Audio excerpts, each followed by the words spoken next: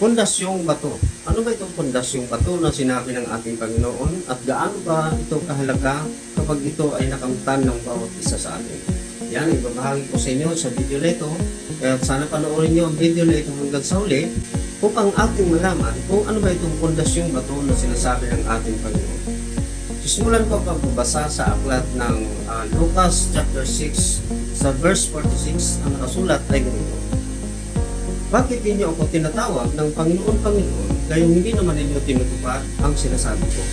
Lucas chapter 6 verse 47, sasabihin ko sa inyo kung ano ang katulad ng taong lumalapit sa akin, na nakikinig sa aking mga salita at nagsasagawa ng mga ito. Lucas chapter 6 verse 48, siya ay katulad sa isang taong humukay ng malalim at nagtayo ng bahay sa pundasyong bato. Nang gumaha at bumugso ang tubig, hindi natinag ang bahay na itinayo, sapagkat matibay ang pagkatayo nito. Verse 49, ngunit ang nakikinig naman ng aking mga salita at hindi tumutupad nito, ay katulad ng isang taong nagtayo ng bahay na walang pundasyon. Nang gumaha at bumugso ang tubig sa bahay na iyon, kaagad itong bumagsak at lubusang nawasak. So malinaw na sinabi ng ating Panginoon sa verse 47 na kung ikaw ay lumalapit sa Kanya at nakikinig sa Kanyang mga salita, ngunit hindi naman tumutupad nito, ikaw daw ay nilintulad niya doon sa tao na nagtayo ng bahay na walang pundasyon. Ngunit ang tao naman na nakikinig sa Kanyang mga salita at nagsasagawa ay inihalintulad ng ating Panginoon doon sa tao na nagtayo ng bahay at humukay ng malalim kaya't nagkaroon ng pundasyon ang bahay na kanyang itinayo. Kaya nung dumating ang panahon na dumating ang baha, hindi natinag ang bahay na iyon, hindi nagiba dahil ang pundasyon ng bahay na iyon ay bato. So ano ba itong sinabi ng ating Panginoon? Na ano ba itong mga salita niya na dapat nating sundin? Kasi ang sinasabi ng ating Panginoon, nasasabihin daw niya sa atin kung ano ang katulad sa tao sumusunod sa kanyang mga salita at doon sa tao hindi rin sumusunod sa kanyang mga salita. Mayroong isang tao na nakikinig at hindi sumusunod at mayroon namang isang tao na nakikinig at sumusunod. Ibig sabihin ng ating Panginoon, kapag nakinig ka sa kanyang mga salita, hindi lang pakikinig ang kailangan mo gawin. Kailangan mo rin sundin ang mga salita na iyong napapakinggan. Ano ba itong mga salita na sinasabi ng ating Panginoon na dapat nating sundin? Lucas chapter 6 verse 27, ang nakasulat ay ganito: subalit sinasabi ko sa inyo mga nakikinig sa akin, mahalin ninyo ang inyong mga kaaway at gawan ng mabuti ang mga napupuot sa inyo. Verse 28, pagpalain ninyo ang mga sumusumpa sa inyo at ipanalangin ang mga nag-aapi sa inyo. Verse 29, kapag sinampal ka sa isang pisngi, iharap mo rin ang kabila. Kapag inagaw ang iyong balaban, huwag mong ipagkait ang iyong damit. Sa verse 30, sinabi ng Panginoon, bigyan mo ang bawat humihingi sa iyo. At kung may kumuha ng iyong ari-arian, huwag mo nang bawiin pa ang mga iyon. So yun pala yung mga sinabi ng ating Panginoon na dapat nating sundin.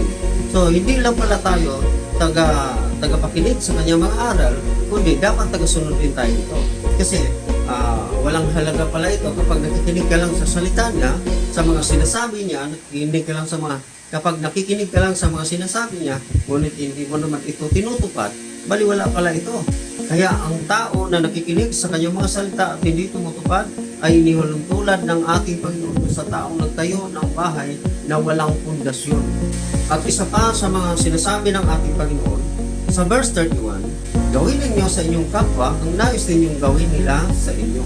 Ay yung pala mga sinabi ng Panginoon, kapag tinutupad natin ito, tayo pala ay nagkakaroon ng pundasyong bato na sinabi ng ating Panginoon. So ibig sabihin, nagkaroon ng katatagan ngayon ng iyong pananampalataya dahil ang mga salita ng Panginoon, ang mga aral niya na binibigay niya sa atin, sinusunod mo. Kaya ikaw ngayon ay nagkaroon ng pundasyong bato. Nagkaroon ka ngayon ng matibay na pananampalataya sa ating Panginoon.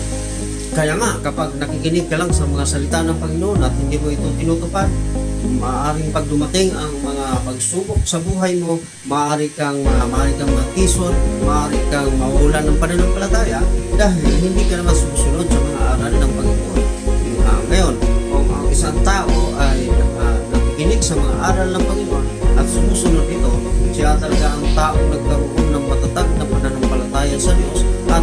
siya basta-basta natatalo sa anumang pagsubok na dumadating sa kanyang buhay dahil siya naman ay sumusunod sa salita ng Diyos. Ang salita, ang mga aral ng Panginoon, kapag sinunod mo ito yung lubusang magpapatibay sa iyong pananampalataya, magpapatibay sa iyong buhay espiritual.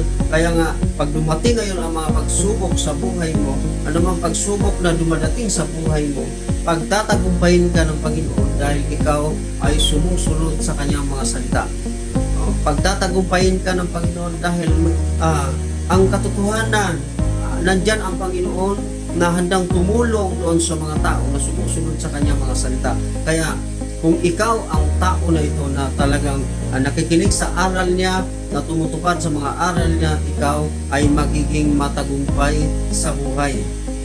Nihahalimbawa ko na lang dito ang nakasulat sa aklat ng mga awit chapter 1 verse 1 na ang nakasulat ay ganito: mapalad ang taong hindi nakikinig sa payo ng masama at hindi sumusunod sa masama nilang halimbawa. Hindi siya nakikisama sa mga pinuputya at hindi nakikisangkot sa gawain masama. Sa verse 2, sa halip, kasiyahan niya sumunod sa kautusan ni Yahweh. Binagulay-gulay niya ito araw at gabi. Katulad niya ay punong kahoy sa tabi ng isang batisan. Laging sariwa ang dahon at namumunga sa takdang panahon. Anuman ang kanyang gawin, siya ay nagtatagumpay. So ito ang sinabi ng ating Panginoon, na kung ikaw ay nakikinig sa Kanya at nagsasagawa sa Kanyang mga salita, ikaw ay magiging matagumpay sa buhay dahil ang bawat tao na nakikinig at nagsasagawa sa Kanyang mga salita ay tiyak na magiging matagumpay sa buhay. Uunlad ka, anuman ang iyong paplanuhin, uunlad ka dahil mayroong Panginoon na tumutulong, sumusuporta sa iyo dahil ikaw ay talagang sumusunod sa kanyang mga salita. Kaya, huwag po natin baliwalain ang mga salita ng Panginoon. Ang mga salita na napapakinggan natin sa Kanya ay dapat natin itong sundin dahil ito ang nagpapatibay sa ating pananampalataya. Kaya halimbawa ito doon sa isang tao na nakikinig sa mga aral ng Panginoon at tumutupad, siya yung taong nagkakaroon ng matibay na pananampalataya. Dumadating ang mga pagsubok, hindi siya natitinag sa anumang pagsubok na dumadating sa kanyang buhay. Dumadating ang mga tukso, hindi siya nadadaig ng tukso dahil mayroong Panginoon na tumutulong sa kanya dahil siya ay tagsunod ng salita ng Panginoon. Kaya hindi ka madadala sa anumang tukso na dumadating sa iyong buhay dahil mayroong Panginoon na tumutulong sa iyo. Ang pagiging Kristiyano, minsan sinusubok tayo sa anumang mga pangyayari sa buhay natin.